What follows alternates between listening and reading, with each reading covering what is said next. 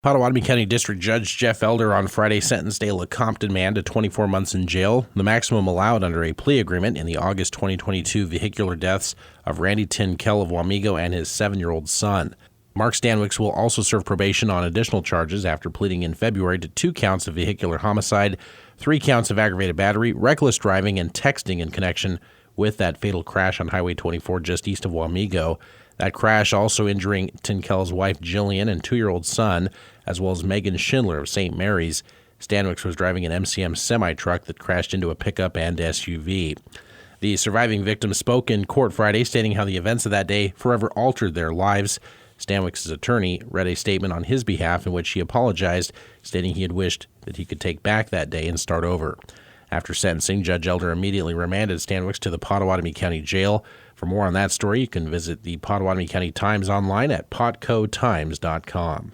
One of Manhattan's oldest traditions returns Saturday with the 46th annual St. Patrick's Day Road Races and Parade. K-Man's Peter Rice was on scene and has details. Saturday's event included a 2-mile fun run and the annual Marvin Hackmeister 10K road race throughout Aggieville. Sean Weiler was the winner of the 10K with a time of 35 minutes and 37 seconds and is a first-time participant in this event.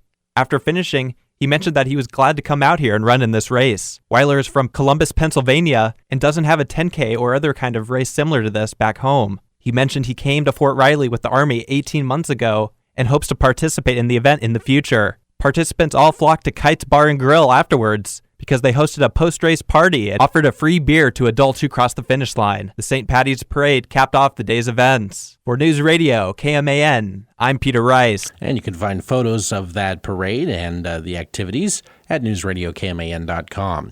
U.S. Senator Jerry Moran recently secured critical investments for new facilities and training programs at Fort Riley.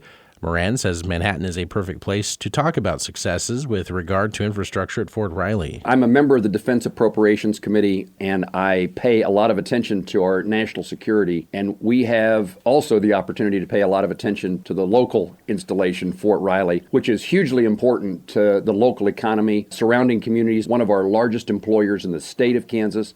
One of the investments Moran helped secure is $1.1 million for planning and designing improvements for the Bob Dole Rail Yard. I want to make sure the Pentagon understands that we are not in the middle of no place, because I think our location suggests that we would be slow to deploy. We're actually the award-winning post in speed of deployment because of Forbes Field and Union Pacific and the railroad tracks. All these things create a circumstance in which Fort Riley is a better installation than sometimes it's known by people who are making decisions.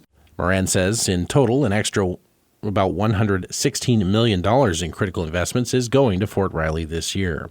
As local and state officials look to solve housing challenges in our area, one local legislator says he favors reinvestment housing incentive districts, or RHIDs, as just one piece of the puzzle. Manhattan and Wamego have been having more discussions centered around possible RHIDs. State Representative Kenny Titus says it's a good program and says he's disappointed that county officials haven't come on board, noting they're failing to see the big picture. Their reaction is always a fear of temporarily losing their property tax, but it's property tax that's not going to naturally come in. And if you want to create affordable housing, every time we create one affordable house, a lot of times that's somebody moving out of a starter home, moving into that next level of home, and then that opens up a starter home for somebody else. And you know what? If they sell it in 5 years, the program's successful, and we create a new RHID, and we keep people moving up that chain. Titus says he's encouraged local officials to make the process easy and take advantage of these districts. A local nonprofit is proposing a community land trust be looked at to help a failed housing development project just south of Ogden. Habitat for Humanity of the Northern Flint Hills Director Josh Brewer spoke to the Riley County Commission last Thursday. CLTs are traditionally used to subsidize housing for low to moderate income individuals, allowing them to own the home but not the land, instead buying into a lease fee interest in the ground, which legally attaches that house to the land for 99 years. The neighborhood in question, the River Trails development, has already seen much public investment and has created a financial burden on the city of Ogden. The requirements that we have, just the rough math on it right now, is if we were to pay off the existing specials, we would need an RHID subsidizing just under $5,000 a year. If you want to reimburse the city of Ogden for the specials that they've already covered, that rises to just under $15,000. On top of that, for a moderate income housing grant subsidy and a Kansas housing investor tax credit for each unit, Brewer says roughly $2 million in financing would be needed to make a project work there. We really look at this and say, given all of that public investment, there really needs to be some sort of a mechanism that ties to these dollars that protects it. Commissioners took no action on the proposal last Thursday. Commissioner John Ford noted the City of Ogden's recent audit has indicated if something is not done on the River Trails project, the city's budget could be rendered insolvent within the next decade.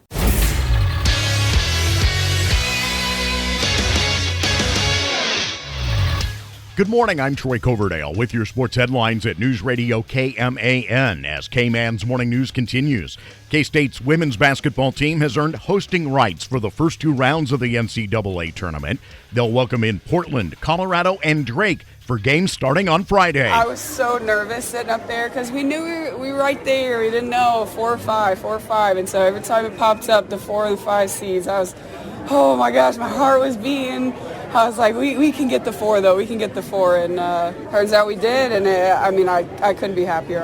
I'm very excited. Gabby Gregory, as the Cats were installed as one of the top 16 seeds for the women's tournament when that bracket was announced last evening. Jeff Mitty's team is placed on the Albany bracket, which includes Iowa, UCLA, and LSU as the seeds ahead of the Wildcats. To go through the entire season and have people say, you earned the top 16 is a big deal. And certainly having it at home, we played very well here. And, we're going to have to play good basketball. And what about that mascot known as Gap Goat? His thoughts? We were all nervous to see if we were going to be a 4 or 5 seed, but Gapko was stone cold. He had no reaction. He's just ready to get to work. So, yeah, but he told me he's happy. He's excited. The Cats and 20-12 Pilots, who won the West Coast Conference Tournament for a second straight year, are set for a 3:30 tip-off Friday afternoon at Bramlage. Tickets are already on sale.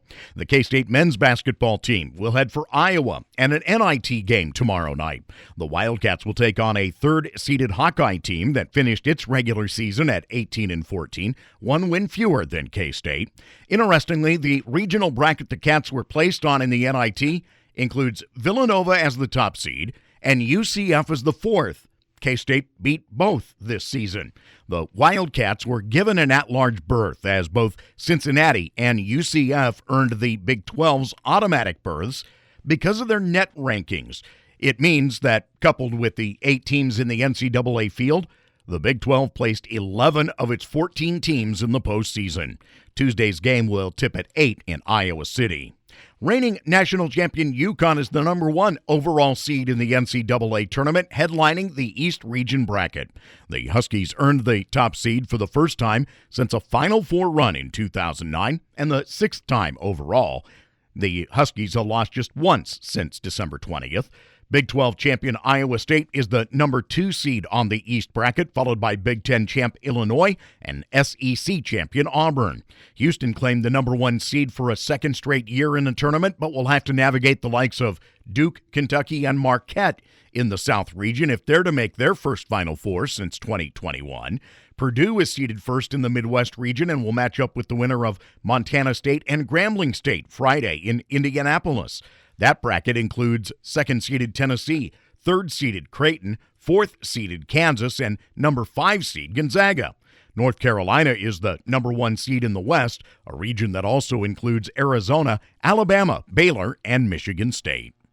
K-State baseball able to finish off a weekend sweep of Missouri State yesterday afternoon at Chili Toynton Stadium. Matt Walters had the call and the recap. Behind Owen Borma's shutout work and a couple of big innings offensively, K-State finishes off its 3-game sweep of the Missouri State Bears Sunday at Toynton Family Stadium. The final 11-3 K-State as the Cats improve to 13-6. Borma scattered just 2 hits over 8 scoreless innings. He struck out 5 and did not walk a Bear batter. While Missouri State broke up the shutout in the 9th, Kansas State put up too much offense in the 6th and 7th innings. 8 of K-State's 11 runs came in those frames, 5 in the 6th and 3 in the 7th. Kalen Culpepper had a 3-for-5 day. Brady Day was 2-for-4. Daniel Rivera came off the bench to provide 4 RBIs in a 2-for-3 outing. The Wildcats with 10 hits in the contest as they win it 11-3. Again, 13-6 are the Cats. Missouri State drops to 9-9. And next up, 4 road games for K-State this coming week. The Cats will kick things off with a Tuesday night non-conference game at Wichita State. Pre-game coverage at 5:30. The first pitch from Wichita at 6 Tuesday evening here on News Radio KMAN. Scotty Scheffler has become the first player in the 50 years of the Players' Championship to win the tournament back-to-back. Scheffler closed with a 64 yesterday, matching the lowest final round by a winner all-time in that tournament. U.S. Open champ Wyndham Clark, British Open champion Brian Harmon, and Xander Schauffele all finished one stroke back.